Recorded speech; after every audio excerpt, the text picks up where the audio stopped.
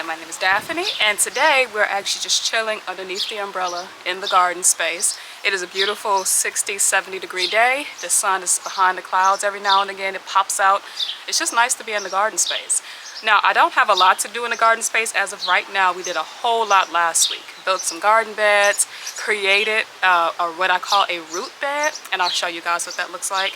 Also kind of narrowed down a couple of the beds, and so there was a lot of work that was done last week and a ton of work that was done in the house on the seedlings, which I will show you guys as well. We gave away probably about 50% of the seedlings because it was too much. I over germinated because I didn't have the heart to kill my tomato and pepper plants this year because I planted multiple seeds within one cell. Way too many plants, which means the environment in the house is way too compact. All of the plants were competing for light and resources. I couldn't possibly take care of them all, so I had to literally give them away, sell them at the kids market with my kid, and now I actually like my growing space and the plants seem to be a lot healthier. Gone through bags and bags of soil as well. It's just the last couple of weeks have been a process. So today we're doing nothing. We're just sitting here and enjoying the fruits of our labor, watching the bees get a drink of water, listening to the birds because I'm invading their space. All things beautiful. Watching the asparagus come up. So I'm actually just enjoying the garden as it stands right now, but I do want to give you guys a garden tour as to what the garden looks like early May. Definitely come with me and I'll show you what the garden looks like early May, and then we're going to actually go indoors to take a look at the seedlings and how they are doing. If everything, if the weather forecast is accurate, they're probably going to be in the house for the next 2 weeks, even a little bit past Mother's Day, because we're still dipping into the 40s at night. Way too cold for basil, way too cold for peppers. Tomatoes, maybe. But and the zinnias definitely can't come out. So they've been up potted, but they're going to have to be in the house for a little while. So might as well give you a tour of what the inside looks like, because I am literally itching to move them out. But unless I have an area that will be above 50 to 60 degrees, I don't want to lose the plants. So I'll show you what they look like on the inside, and then we'll go around the garden space and show you what the garden looks like because it is beautiful. So let's go. Alright, so this is the indoor garden space here. We have all of our remaining peppers up here in this area. How beautiful they are. Varying ages too. Some of them popped up a few weeks later, so we have some that are smaller than others, like a surprise plant. So we have cayenne peppers of varying sizes, Anaheim peppers. We have some beautiful Thai peppers here. We have some, this is a large, very large cayenne pepper here. And it looks like they're actually trying to get some flowers on them too. Now some of these were actually exposed to a lot of light, and so I had to literally move them up here to get them away from like the artificial light that was in this area here, to get them away from these lights. So there is some yellowing in the tops, and also some of these were actually taken to the marketplace and it was like 40 to 50 degrees outside. So it could be light damage, it could be frost damage, but not frost, but like it's been exposed to extreme like colder temperatures for more than an hour. But I do think that it is recovering quite nicely. And then we do have some more Anaheim peppers here. So 6, 9, 12, 17 peppers. I literally don't have space for like maybe 10. So I'm going to be giving away quite a few peppers, but they are looking very healthy. I also have gone through 3 to 4 different types of soil throughout the germination process. We've gone through Miracle Grow Organics, which is basically 80% wood chips. We went through a bunch of other different types of potting mix, and we had a gnat infestation. I've gone through like 4 or 5 of these little gnat catchers here. So you will be seeing these around. But since I've given away most of the plants, we've actually had a decrease in the gnat population in this growing space. But I have actually moved on to a new type of soil. I'll list the soil below, and so far so good. I haven't actually seen any additional gnats. It wasn't a whole lot of wood chips in the bag, so I might actually be switching over to, I think, Lucky Frog soil, because it also has fertilizer in it as well. These were actually up potted with, I think, either a Miracle Grow potting mix or some variation of a potting mix that actually had fertilizer in it, and it was literally 90% wood chips and peat moss, and the gnat population was pretty extreme. But these are the remaining tomatoes, varying ages. A lot of them are incredibly leggy. I do believe that also quite thin, just because I think the soil components that I was using didn't have a whole lot of fertilizer in it, and wood chips actually can leach nitrogen from the soil. I was contemplating uppotting these, but because they do actually have relatively good root structure or root growth here, I don't know if you can see that. I kind of think that maybe it'd be better to leave them alone, since I do want to kind of try to move them out of the house this week, and them actually being outside might actually help a little bit in terms of their coloring. But we do have, some of these are quite large. The new growth coming in looks a little sluggish, but then it does kind of perk up. I had to water these plants, so they did get a healthy watering yesterday, so they're kind of bouncing back. But there was so many tomatoes in this area that I just couldn't keep up with the maintenance of them all. I cut off a lot of the grow lights just for the sake of the camera, but there's quite a few up here. Despite the fact that they're leggy, there's a lot of light, and I feel like the light was actually burning them, and so I turned the lights off and then they shot straight up, because they actually would prefer the light coming from the window because it's a south-facing window. I don't know what to do about that. I'm gonna have to figure that out for next year. I also need to lift this shelf up a little bit to accommodate, to give some more room to the plants at the bottom. But look at that. And then for the second row, I actually did clear out quite a bit of space. I am going to be planting today some more okra, because the okra I planted actually didn't come up, but they were saved seed. And it could literally be that I just didn't save the seeds properly. But we have red okra that I'm planting, Star of David okra, turnips, Japanese mustards should actually be planted now, or at least germinated indoors now. And it's actually a good idea to germinate the okra now and not earlier, because they don't really like their roots disturbed. And then some red sunflower, red sun sunflowers, and some gray striped sunflowers. I do already have sunflower seeds in the garden now, but because the birds are so adamant about decapitating them, as well as the squirrels, I always want to have some backup sunflowers. So, and 6 isn't so bad. And then I have some white sage that is holding on, which probably can be hardened off. And then we do have some zinnias that were uppotted yesterday. So some red zinnias just in this cup. I thought about giving them their own separate cups, but I don't have enough space for that. And then over here we have some surviving marigolds. It's interesting with marigolds. When I actually save seeds from my own garden space, I typically have 100% germination with that. When I purchase marigold seeds, the germination slacks, and so I only had 4 to 5 surviving marigolds from like store-bought seeds. And so I'm actually going to plant these out and then just start saving my seeds from now on. And then we have a couple of different varieties of basil. This is lettuce leaf basil. Look how beautiful it is. It definitely needs to go outside, but temperatures have to be above 60 degrees. I learned that the hard way last year. It will die a slow, horrible death. We also have some Thai basil, which needs to go out as well. And then we have some regular basil here. And this was all uppotted in the Lucky Frog soil. Not the basil, but the marigolds. And then we do have some squash that I have uppotted yesterday. They were in some very small cups, so some of them are kind of discolored. But we do have some custard squash here, which is kind of like patty pan squash, but they're yellow squash. We have some honey baby squash, which is a type of butternut. Actually tastes so much better than butternut, though. It actually tastes like sweet potato. And then I think there might be one butternut squash that actually came up, and then we have some more leftover red zinnias here. So all of our squash. And I do typically grow the squash in the house. At least I did that last year, and it was completely successful. If I decide to if I just plant the seeds directly in the garden space, they inevitably die a slow, horrible death. Like every wildlife thing in the garden space ends up like destroying them. If I give them an opportunity to kind of get mature in the house and be stable, they have a better chance of actually surviving in the garden space. So I tend to start my seeds early, and I tend to start them in the house just to give them a chance to, have some chance to fight back.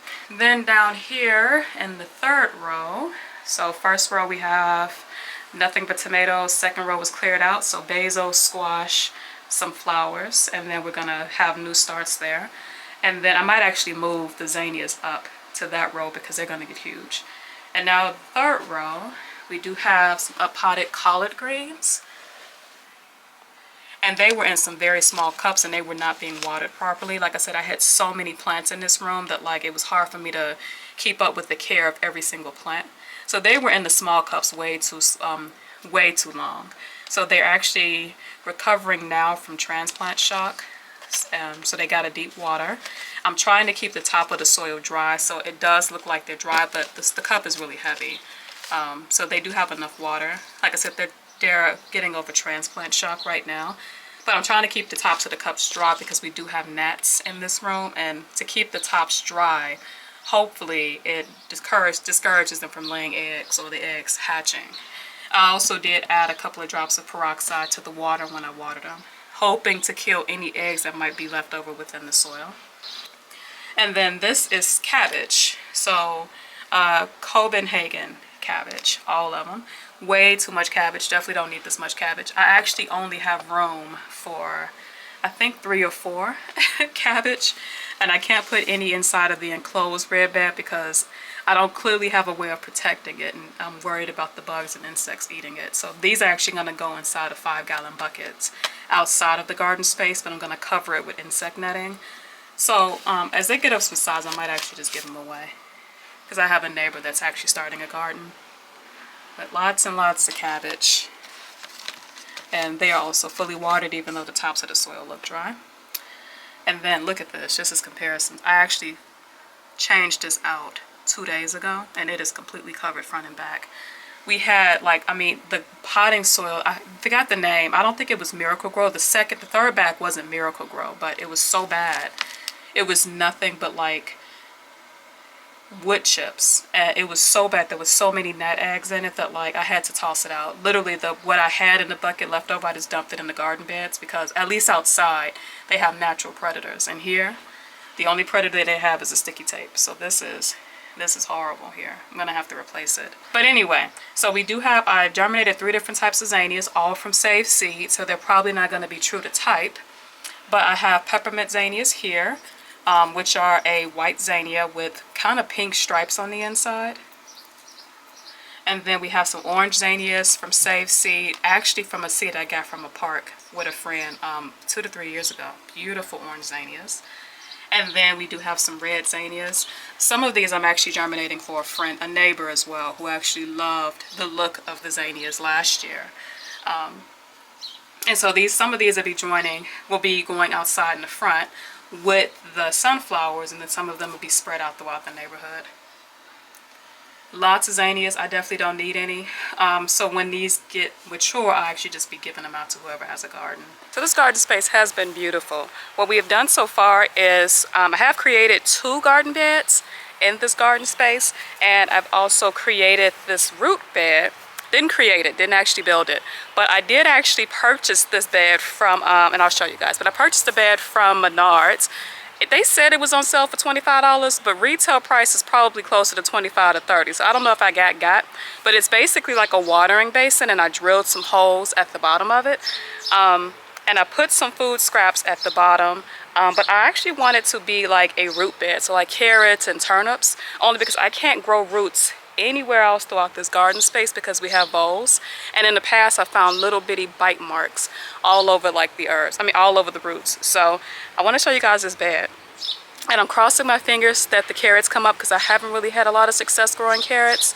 But I'm hoping that if it's in an area that I can easily water and keep an eye on, that I will actually have carrots, even though this isn't the right I don't think this is the right season to grow carrots. I think you're supposed to grow them in the summer so that they can actually harden off in the fall and winter. But in any case, I wanted to try. So I'm going to show you guys this bed, and then the other beds that I did actually create with wood and just recycled things I had around the house. Had around the house and had around the garden space. So let me show you guys this.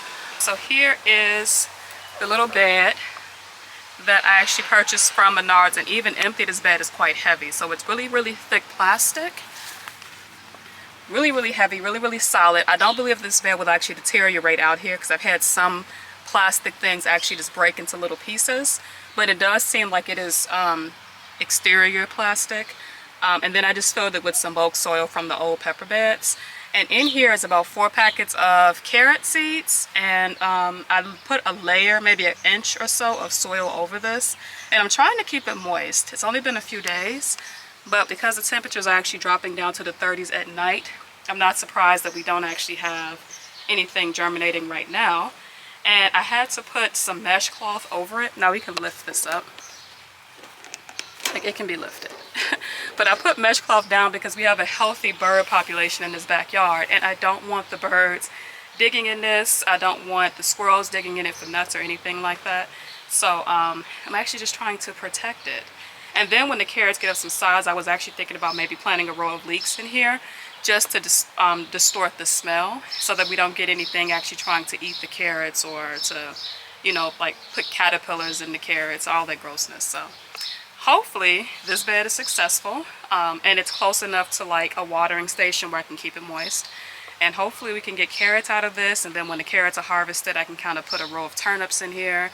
I can harvest the turnip tops as well as the root. So pretty excited about this bed. I actually do hope that it is successful. It has so much potential. Maybe I'll go out and get another one. I don't know where I'll put it, but I definitely have enough soil, so maybe I'll get 2. One for turnips and one for roots. Or I can even probably grow larger melons in this, like maybe put like a watermelon in here and let it sprawl out. So I've never been able to do that. So the bed has so much potential. And then we do have our raised bed. The salad greens are looking wonderful. What happened with this bed is that when we had that freak hailstorm, it like ripped my salad greens to shreds. I actually wish I had the video to show you guys, but I was too heartbroken to take a video of it. They literally just looked like they had been shredded. But they have since made a comeback. So the bok choy here has recovered completely. It looks like it's doing very well. The leeks are actually doing very well in the new location. The Paris Island lettuce is actually starting to grow back. I do need to put the insect netting over this bed. I actually keep forgetting to do that. And then maybe even sprinkle it down with some BT, because outside of the hail or anything else that we got, we're also going to have issues with snails and slugs. And I do see some damage, just insect damage, but for the most part, look at this tatsoi. Oh, this leek didn't do so well. But look at the tatsoi. It's doing amazing.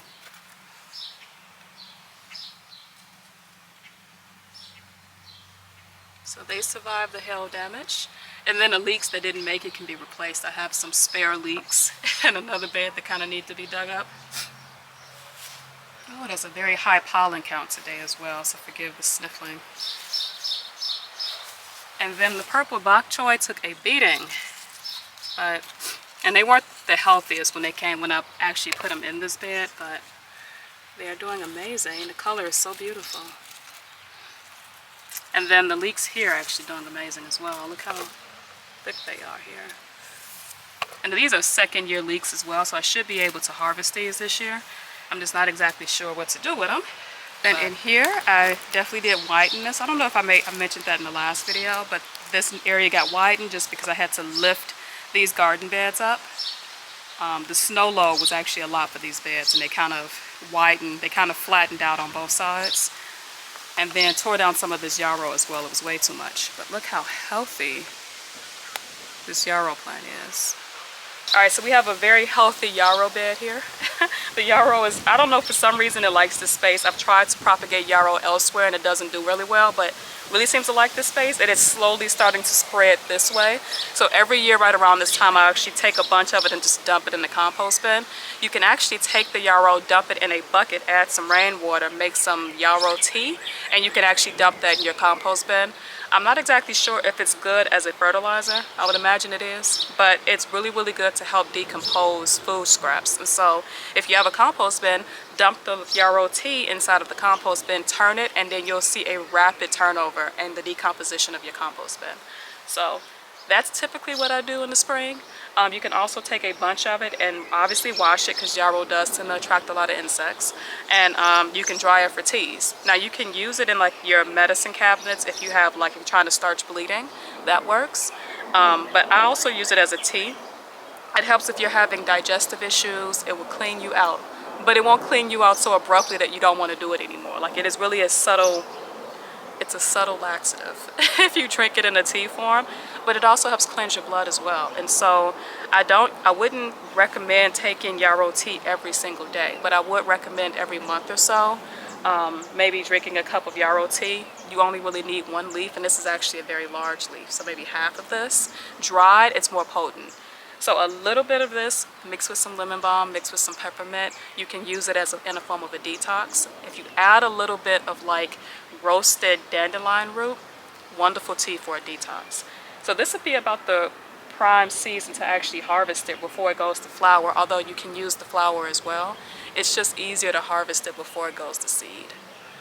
But here's your yarrow leaf here. And it has a beautiful smell. A little bit like licorice, but not like licorice. I can't describe it, but really beautiful smell. And the flowers are beautiful and white. So like, I always like, this would be the perfect season to actually harvest this because I need to clear the space anyway. So perfect time to take it, wash it, dry it, and then make your tinctures. Don't dry if you're making your tinctures, but definitely if you're making teas, dry it, and you'll have it all season long.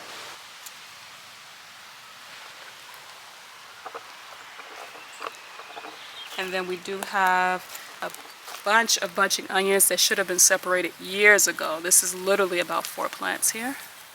But I'm probably gonna just top it and wash it and dehydrate it.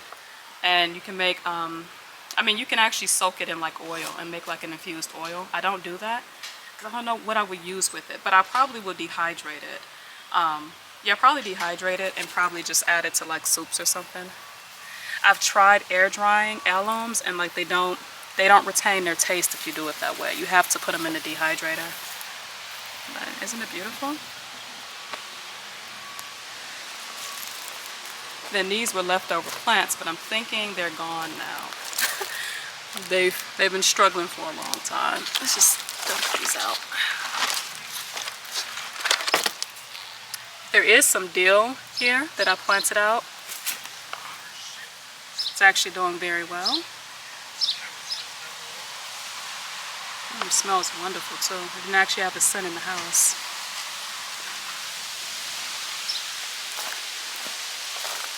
We have splotches of borage popping up all on its own.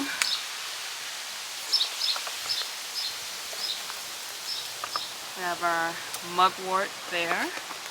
Another wonderful herb. The back of it is silvery here. This one is a really good herb for as a sleep tonic. So if you do mix this with lemon balm and catnip, actually, very, very subtle sleep aid. Also, you can use this as a detox as well. Don't go overboard on mugwort though. You can also dry mugwort, and then you can actually use it along with sage or with dried lavender. You can use it to like cleanse a space. Also really, really helps with like dreams too. Really, really deep dreams.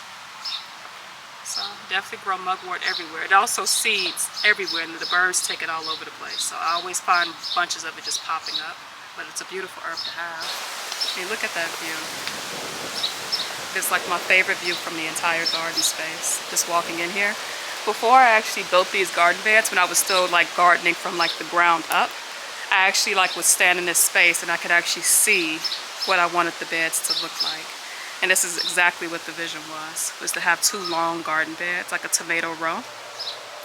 And this bed I'm gonna have to kind of till a little bit. I do believe in a no-till method, but there are some heavy roots running through this bed. And so I did a little bit on either side just to narrow the garden beds, but I'm gonna have to kind of till the center and maybe put some food scraps in the center as well. Hopefully this to give the tomatoes a chance, because typically this bed doesn't really do well with tomatoes, but I'm thinking it's because the trees, the roots from these trees are pretty deep here. Then the stinging nettle, which is doing amazing, literally just in a 5-gallon bucket that's had some holes drilled in. I'm actually gonna top it and actually just make some stinging nettle tea. I actually do grow this to make tea, but I have enough stinging nettle tea, so I'm actually gonna just cut it, put it in a bucket and make some compost, some fertilizer tea for the garden space, because stinging nettle actually does work really well for that. If you do need tea, like cuttings for tea, this is also the best time to take it as well before it starts to like grow its seed. But you can cut stinging nettle a couple of times and it'll be perfectly fine. So I'm actually going to top this before it actually starts to go to seed or create flowers, and create the tea, and then just let it grow back. And this will be around the time that you would actually take it for tea. Look how beautiful it is. I'm keeping my distance, but it is quite a beautiful plant. This is the bed I actually created last week. It has mesh cloth underneath it because I want the option to be able to grow roots in this bed. But we have some bunching onions here, which may have to be relocated. Like, I've heard that when catnip is established, it actually gets quite aggressive. So we'll see if both of them can stay within the same bed. But we do have some catnip that I purchased last year. I used to grow it in a 5-gallon bucket, but I realized that catnip actually likes its feet dry, and the buckets weren't draining properly enough, and so it was dying a slow, horrible death. So this one is the only one that survived the winter. And then mistakenly, I went to the nursery to get more catnip, but I ended up with lemon catnip. And I was growing this for my cat. I also wanted to grow it for teas too, because catnip actually is a really good sleep aid. When mixed with mugwort and lemon balm, it's a really nice sleep aid. Add a little bit of peppermint in it as well. But this lemon balm, this lemon mint, I'm not sure about, because I also wanted to grow it for my cat as well. Hopefully this one takes off. But yeah, I'm not too sure about these. I actually brought these yesterday. They're cute. They're not necessarily the ones I was looking for. And they cost $4.99 to boot. That one was only $1.50. So I might go and get another plant, and maybe just like another plant or two, and put them in another corner. But this bed is, I think, 2 feet by 2 feet by 2 feet up, or almost 2 feet tall.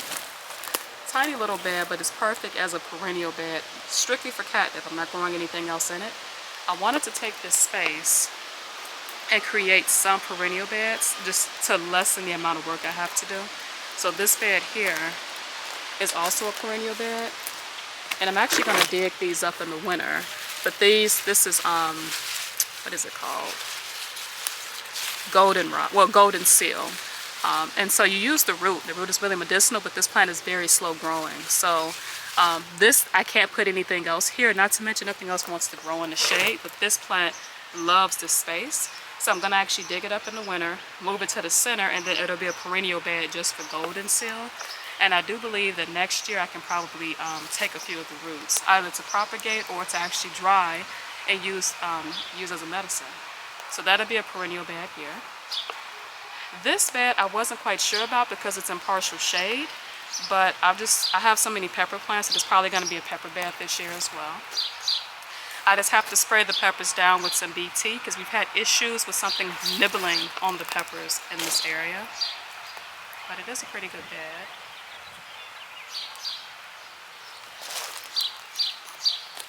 But in this bed we do have asparagus in this corner here. And then we have echinacea here, which I've actually already taken half of the echinacea and actually put it in the front yard. But I could probably split off some more. You can also use the root for echinacea. It's a medicinal herb. And so I'll probably take half of this next year and actually just start to store up my medicinal cabinet with echinacea root. But it can definitely be propagated. It likes this area, which is good.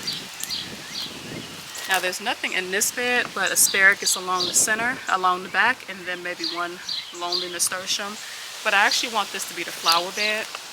I actually put the zinnias usually in the corners of this bed, but it takes up a lot of space. So I'm thinking I'll put the zinnias here. And then like whatever flower I use. And then just have these beds just like be whatever they're gonna be. So usually in this bed there's okra here and maybe some type of sprawling squash, like a winter squash or a summer squash. I might actually put a zinnia here though because it was cute. And then this bed is typically, right now it's peas. So we have all peas here in varying stages of health. This one is really healthy here. So we have peas growing right now, which hopefully will trellis up, a bunching onion, and then I also plant I wanted eggplant, but the eggplants didn't plant out, so we'll probably put Kellogg's breakfast or some type of colorful tomato in this bed here. And I also narrowed this bed down as well. And then as mentioned, this bed will be okra, and it'll also be squash. And then I'm going to cut this comfrey down and just dump it in the compost bin once it goes to seed, because I actually do like that the bees can use the flowers here. But it does look like it's starting to go to seed, and I don't need any more comfrey nowhere in this garden space. I wanted to put a raised bed here, a smaller one, but I also need to gain access to behind this fence line, so I don't know, we'll see. And then this bed is actually a perennial bed. It's full of nothing but bee balm. Isn't it beautiful? So this bee balm I actually started from seed 2 years ago, 3 years ago. And it's native bee balm, so the flowers are like light purple. There's also some asparagus planted in the back, a really healthy stock here. So this patch was grown 3 years ago. This patch was grown 3 years ago from seed. Some of this bee balm I actually took from the park. I found a patch of bee balm. I don't know what happened with that one. And it looks like it thrived a little bit. And then some of this here was actually started from seed from last year. It's a red bee balm, so a beautiful, vibrant red bee balm. Hopefully it takes off. I've learned that bee balm doesn't like to be transplanted, but I try to dig up as much of the root as possible and not disturb it. So hopefully it does take. And if it does, there'll be a beautiful assortment of like light purple bee balm and then vibrant red bee balm all throughout. And you can use both types of flowers in order to make a beautiful tea.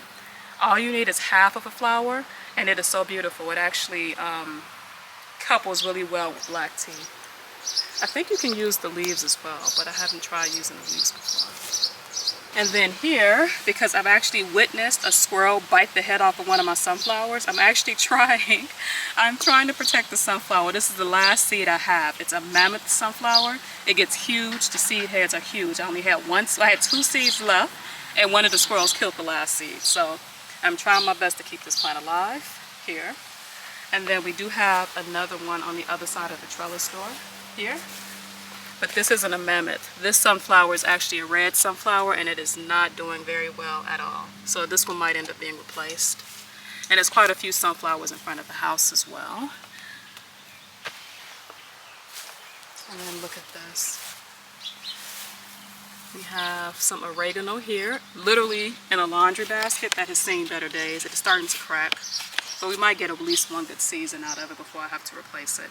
And maybe I'll actually build a bed for this, for the oregano.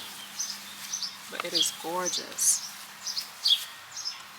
And I haven't yet actually harvested it to actually collect it to do anything. I do like cook with it fresh in the summer, but I do need to figure out a way to like harvest it and like preserve it and figure out what I'm gonna do with it. So I don't know. I'll look up some recipes, maybe infuse some oils or something. It's a beautiful bed of oregano.